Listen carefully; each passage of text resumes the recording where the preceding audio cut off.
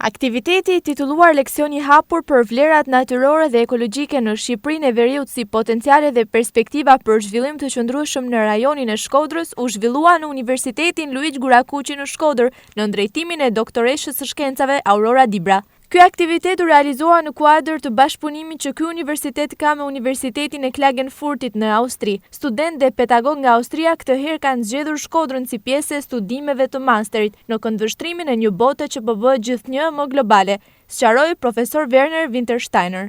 In diesem Lehrgang machen wir Ne bëjmë çdo vit një udhëtim studimor dhe si vjet vendosëm për Shqipërinë, sepse Shqipëria është vend i kontrasteve. Shqipëria është një vend me një histori shumë të madhe, por është edhe një vend me ndryshime shumë të mëdha historike brenda shekullit të kaluar.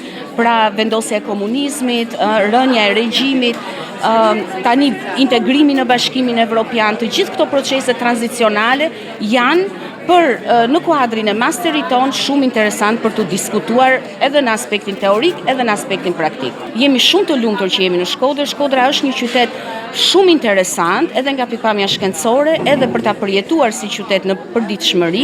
Shkodra ka një traditë shumë të madhe intelektuale. Shkodra ka qenë qyteti i revolucioneve, i revoltave, i kundërshtimit edhe të regjimit komunist. Prandaj dhe për neve është kaq i rëndësishëm. Ndërsa doktoresha shkencave Aurora Dibra theksoi se Shqipëria Veriore ka potenciale të mëdha që duhet të prezantohen dhe renditja ato më kryesore që janë pjesë e këtij aktiviteti. Unë kam zgjedhur të prezantoj menaxhimin në aspektin e ruajtjes së biodiversitetit të 3 rajoneve që janë njëkohësisht edhe zona të mbrojtura, rajonin e liçenit të Shkodrës së bashku me lumin Buna, parkun kombëtar të Thethit dhe rezervën e mbrojtur peizazhi natyror lagunën e Vilunit.